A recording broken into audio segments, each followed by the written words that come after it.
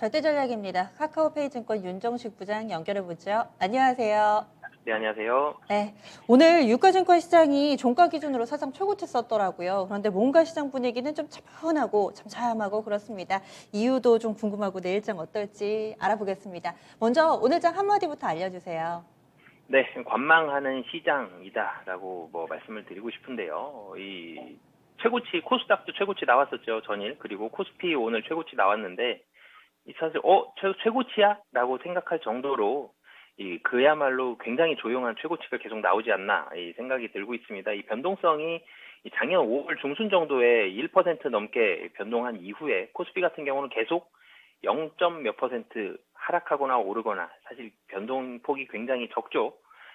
그런 부분들이 있고, 그리고 거래대금 계속 줄고 있습니다. 거래대금이 점차적으로 감소 추세에 계속적으로 있기 때문에 시장 분명히 악재가 없기 때문에 조금만 사더라도 올라갑니다. 그렇게 해서 올라가는 모습은 나오지만 변동성 굉장히 줄어들면서 관망하는 추세대로 굉장히 조금씩 올라가고 있는 그런 시장이다라고 보시면 되겠습니다.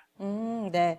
그러면 좀 더 들어가 보죠. 오늘 장에서 중요한 점들 어떤 거라고 보세요?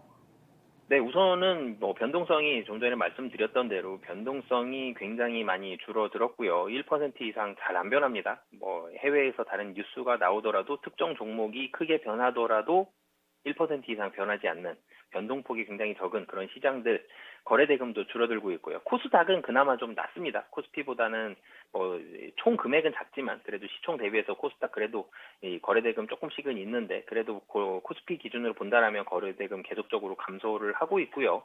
이 최근 들어서 계속 나타나고 있는 현상인데 오늘 같은 경우는 조금 반대였습니다. 코스닥은 소폭 하락하고 코스피는 소폭 올라갔는데요. 최근 들어서 대형주보다는 중소형주, 코스피보다는 코스닥이 조금 더 좋은, 사실 좋다 그래도 크게 좋지는 않습니다. 변동폭 굉장히 좀 작기 때문에. 하지만 코스닥은 오늘 빼고는 6거래일 연속 사실은 상승을 했었고요. 그렇기 때문에 대형주보다는 중소형주, 코스피보다는 코스닥, 그리고 전체적인 섹터로 움직인다기보다는 개별 종목들로 좀 변동폭이 좀 많이 나오기 때문에 개별 종목이 전체적으로는 좀 주목을 받고 있는 그런 시장이다라고 보시면 되겠습니다. 오늘장 한마디도 그렇고 특징도 그렇고 뭔가 전체적인 구도가 옴짝달싹하지 못하고 에너지가 좀 많이 빠져있고 그런 느낌을 지울 수가 없거든요. 관망을 하는 증시다 이렇게 얘기를 해주셨는데 관망하는 이유가 뭘까요? 투자자들이 적극적으로 시장에 뛰어들지 않는 이유는 뭘까요?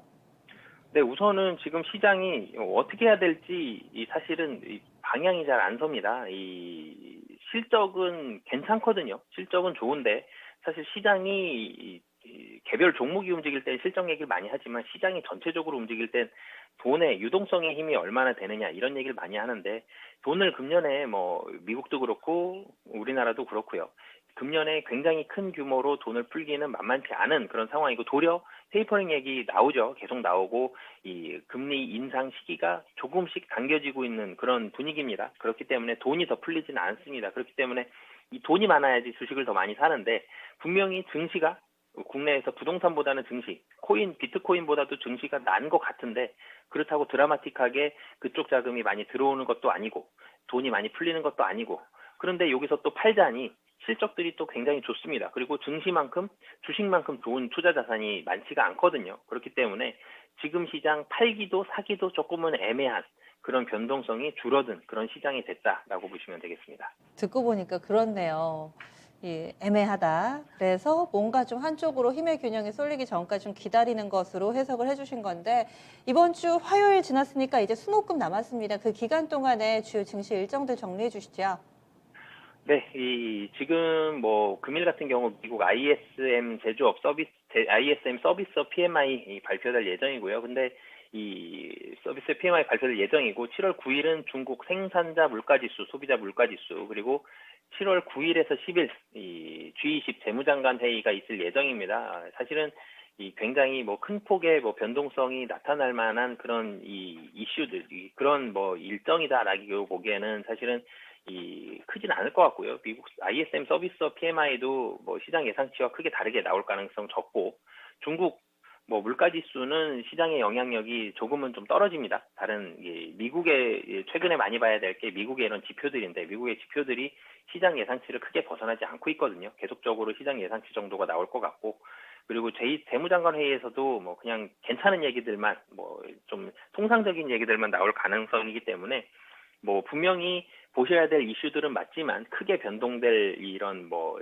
증시의 일정이다라고까지는 갈 가능성이 좀 낮다라고 보시면 되겠습니다. 그러면은 이런 일정들보다 시장에 큰 영향을 미칠 만한 체크 포인트들은 어떤 거라고 보시나요?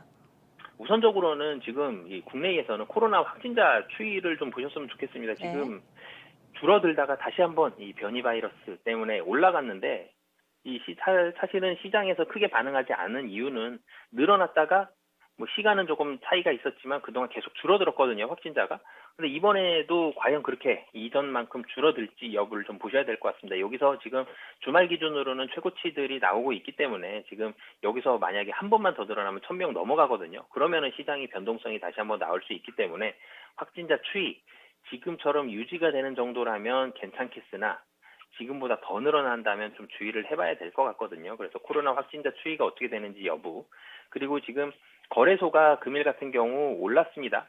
올랐던 이유는 이 외국인이 금일 2천억을 넘게 매수를 했거든요. 뭐 변동폭은 작았지만 그래도 외국인 순매수가 들어왔었고 전일 같은 경우도 뭐 굉장히 작은 금액이지만 외국인의 매수가 들어오면서 이 거래소가 올라가는 그런 모습들 보여줬는데 외국인의 수급이 뭐 굉장히 좋은 건 아니지만 그렇다고 나쁜 것도 아니거든요. 외국인의 이런 순매수 여부, 코스닥이 중소형주가 대형주보다 좀 더 좋다라는 말씀을 모두에 드렸던 이유가 코스닥이 올라가는 동안 외국인의 매수가 좋았었고요. 최근 들어서 금일만 제외하고 최근 들어서 외국인 수급 코스닥이 좀 더 좋았거든요. 그래서 외국인이 얼마나 사느냐 그리고 코스피냐 코스닥이냐 어느 쪽 시장을 사느냐 이 부분 좀 더 보셨으면 좋겠고요.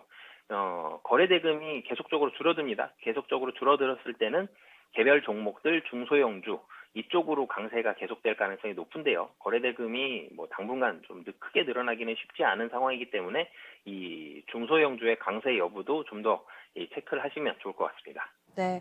그리고 지금 남은 수목금을 이렇게 좀 봐주셨는데 내일 하루만 놓고 보면은 개장 전에 삼성전자 실적 가이던스 발표 나오잖아요. LG전자는 조금은 늦게 장중에 나오거나 아니면은 거의 비슷한 시기에 발표될 때도 있는데 이 부분에 따라서 시장은 또 어떤 영향 받을 것으로 보시나요? 네, 우선은 금일 삼성전자가 오랜만에 1% 올랐습니다. 지난달에 한번 1% 넘게 오르고요. 오늘 올랐고요. 오늘 수급도 좋습니다. 외국인과 기관이 쌍끌이 매수하고 개인만 팔면서 이 삼성전자가 좋은 모습 보여줬거든요. 뭐 그렇기 때문에 삼성전자는 어느 정도 지금 주가는 유지할 가능성이 있고요. 그리고 삼성전자가 실적 발표일에 큰 폭의 상승이나 큰 폭의 하락이 나온 경우가 별로 없어요. 생각보다. 그렇기 때문에 삼성전자의 실적은 대한민국 시장 전체적으로 컨센서스 그리고 밸류에이션 따질 때는 중요한 요인은 맞지만 내일 삼성전자가 큰 폭의 변동이 나올 가능성은 좀 적다라는 부분들 봤을 때는 이 삼성전자 실적 뭐 좋을 거거든요, 사실은. 뭐 그렇기 때문에 오늘 수급도 좋았다고 뭐 유추해 볼 수 있고요. 뭐 삼성전자는 하반기로 갈수록 좀 더 실적이 나을 가능성이 높기 때문에 이 삼성전자의 주가의 변동보다는 삼성전자 실적 숫자를 보면서 전체적으로 밸류에이션을 판단하시는데 주목을 해보시면 좋을 것 같습니다. 네. 그러면은 전체적으로 내일장 전략 어떻게 세워볼까요?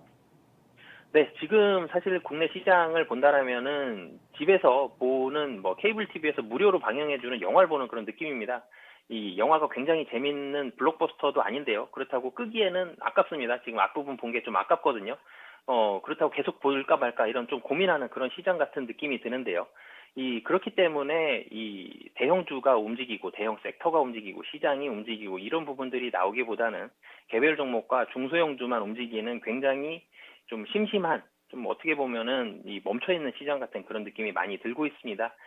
그렇기 때문에 이 전체적으로는 다시 한번 기회를 보면서 좀 현금화를 어느 정도 하시는 전략이 좋을 것 같고요. 근데 그렇다고 지금 종목별로 많이 빠지는 종목들도 별로 없거든요. 뭐 그렇기 때문에 이 특별히 본다라면은 뭐 개별 종목과 중소형주 강세가 어느 정도 되느냐, 특히 코스피보다 코스닥의 강세가 얼마나 더 지속되느냐, 그리고 이 코스닥의 외국인의 순매수가 어느 정도까지 다시 들어올 수 있느냐, 이런 부분들 체크하시면서 보시면 좋을 것 같습니다. 네, 무료 영화라고 하셔가지고 이게 무슨 비용가 해서 가만 듣고 보니까 너무 찰떡같이 맞아떨어지는 얘기를 해주셨네요.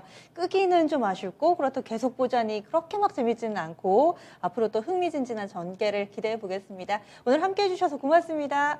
네, 감사합니다. 네.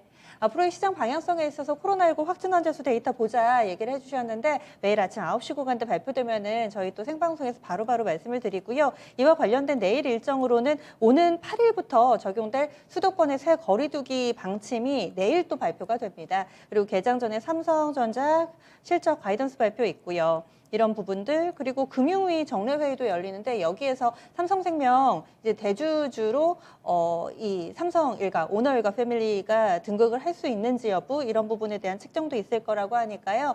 일정들 좀 꼼꼼하게 점검을 해보시면서 내일도 다소 밋밋한 시장이지만 여러분들의 포트폴리오는 좀 풍성했으면 바람 가져봅니다.